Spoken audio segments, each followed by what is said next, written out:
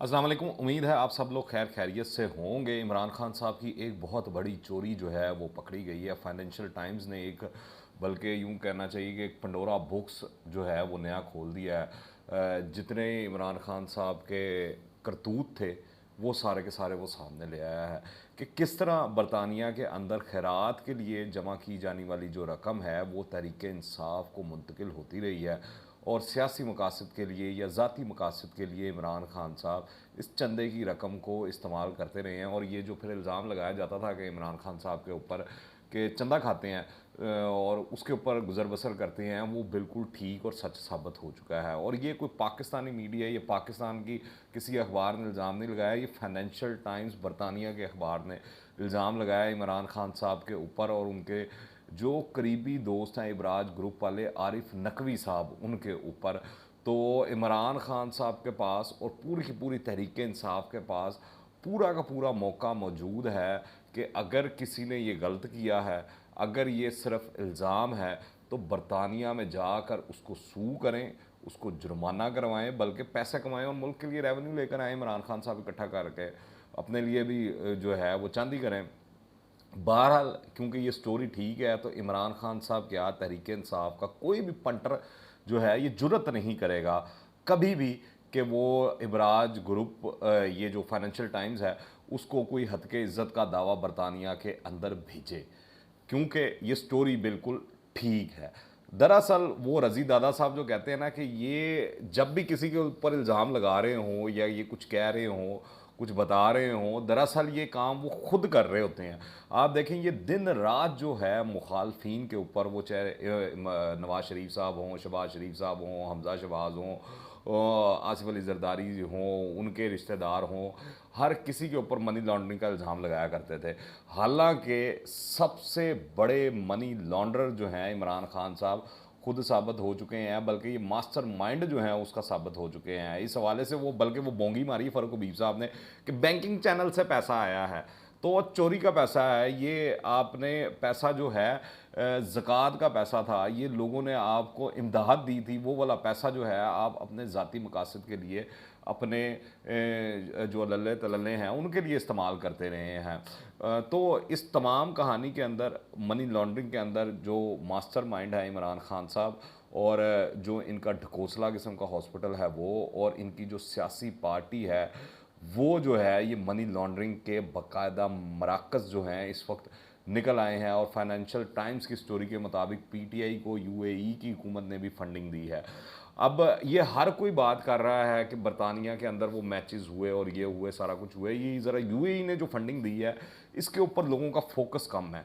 तो मैं इसके ऊपर आपको लाना चाहता हूँ कि यूएई ने फंडिंग क्यों दी है। यूएई को सबसे बड़ा मसला क्या था पाकिस्तान के अंदर? यूएई को सबसे बड़ा मसला था सी पैक से, यूएई को सबसे बड़ा मसला था गवादर से।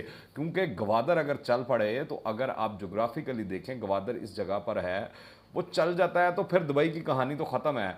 ईरान को भी सी पैक से मसला क्या है, क्योंकि उनकी चार बाहर जो बंदरगाह है वो नहीं चल पाती अगर गवादर चलता है, क्योंकि ये सबसे पहले है, बाकी ये सारी आगे जाकर अंदर की तरफ हैं। तो इस चीज़ को समझें। तो यूएई की हुकूमत जो है, उधर के जो शहजादे हैं उन्होंने भी इमरान खान साहब को फंडिंग दी है। और जब पैसा मिला हो तो नियाज़ी साहब जो हैं वो हक हलाल तो करते हैं, क्योंकि वो बड़े दीनदार आदमी, आपको पता है वो इस तरह की दो नंबरी नहीं कर सकते।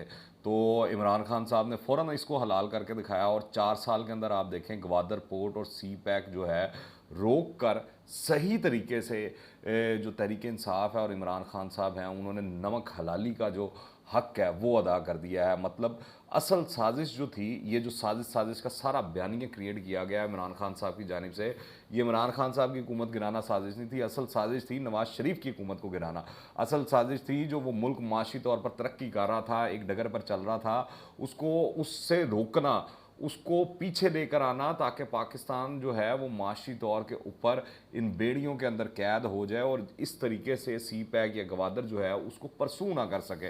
तो ये कहानी थी, माशी बेड़ियाँ जो थी पाकिस्तान के पैरों में डालना असल कहानी थी।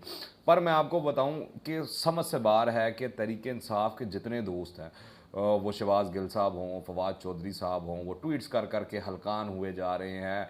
प्रेस कॉन्फ्रेंसेस, मीडिया टॉक्स कर करके हलकान हुए जा रहे हैं, और आरिफ नकवी के दफा के अंदर वो तोजीहात, वो कहानियाँ गढ़ रहे हैं कि अल्लमान अल हफीज़। अब देखें ना कि वो आरिफ नकवी के केस के हवाले से जो फवाद चौधरी साहब हैं अल मशहूर, जो है वो पता नहीं कितनी सियासी जमातों में रहे हैं और पता नहीं कितनी सियासी जमातों के तर्जमान भी रहे हैं।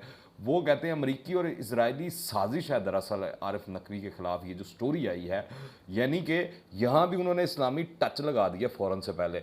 फवाद चौधरी जो हैं वो कहते हैं फिर कि जब भी कोई मुसलमान और ख़ास कर के पाकिस्तानी मुसलमान अरबपति बन जाता तो ये इसराइली लॉबी को पसंद नहीं आता है।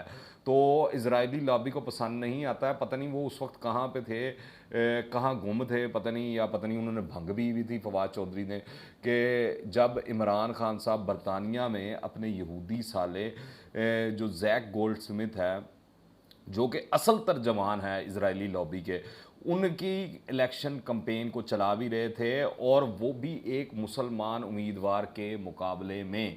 तो उस वक्त पता नहीं है कहाँ पे थे, जो सही इजरायली तर्जुमानी जो चल रही थी, मामला चल रहा था। मेरे ख्याल से अगर देखा जाए ये जितनी भी तोजीहात दी जा रही हैं तहरीक इंसाफ की जानिब से, ये एक ढकोसला है, और अब वो एक नया उन्होंने मंजन शुरू कर दिया है कि अगर फ़ौरन फंडिंग का फ़ैसला आना है तो फिर बाकी तमाम जमातों का भी लाया जाए, खाली हमारा नहीं। Excuse me. दरअसल कहानी ये है कि डाके को डाका ही कहा जाएगा, चोर को चोर ही कहा जाएगा, और चोरी को भी चोरी ही कहा जाएगा, वो चाहे पाकिस्तान हो, अमेरिका हो, बरतानिया हो, दुनिया के जिस मर्ज़ी कोने में चले जाएं। पर फवाद चौधरी साहब जो हैं वो उनका काम यही है कि वो डाकुओं और चोरों की जो तर्जुमानी है उसको जारी व सारी रखें, और अनकरीब सुनने में यही आ रहा है कि वो डकैतों की तर्जुमानी के लिए उनको पंजाब में एक ख़ास ओहदा उनके लिए जो है वो निकाला जा रहा है, उनको दिया जाएगा।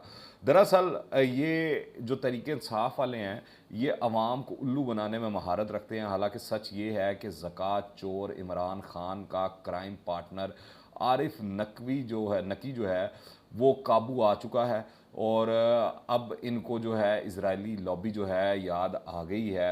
हकीकत यह है कि लंदन की यहूदी फर्म के ज़रिए इमरान खान ने अरबों लगा कर प्रोपेगेंडे का इतना बड़ा नेटवर्क जो है वो खड़ा कर दिया है कि ये दौरे हाजिर के जो हैं वो गोयबल्स बन चुके हैं, बल्कि उससे भी कोई आगे की चीज़ निकल गई है, कोई दज्जाल वगैरह के साथ। मेरे ख्याल से ये और ये मकबूल जान साहब बेहतर बता सकते हैं, क्योंकि जो असल दज्जाल है उसके आने से पहले छोटे छोटे दज्जाल भी आने हैं। पता नहीं इमरान खान साहब इसके ऊपर पूरा उतरते हैं कि नहीं उतरते, पर जिस तरह वो शिरक के फतवे लगा रहे हैं आजकल, वो दज्जाल से तो, या कहने मतलब नाउज़ुबिल्लाह, वो कम ही दिखाई देते हैं, कम नहीं दिखाई देते। सच ये है कि फाइनेंशियल टाइम ने लिखा है कि आरिफ नकवी जो है वो एक इंटरनेशनल फ्रॉडिया है, और मनी लॉन्ड्रिंग के इल्ज़ाम में बरतानिया में गिरफ़्तार है, और इमरान खान ने इनसे 21 करोड़ डॉलर फ़ॉरेन फंडिंग के मद में लिया है, और यही आरिफ नकवी जो हैं वो पाकिस्तान के भी 87 अरब रुपए के नादहिंदा हैं,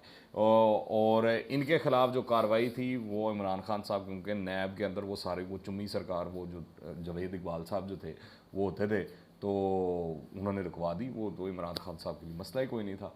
तो ये कहानी है, और अब बस ये पता करना है कि जो सैकड़ों इसराइली NGOs हैं और अफराद हैं, उन लोगों ने शौकत खानम को फंडिंग क्यों दी? क्या वो फंडिंग भी इसी साजिश का हिस्सा थी? क्या वहाँ से पैसा जो है इमरान खान साहब या तहरीक इंसाफ की तरफ ट्रांसफ़र होता था?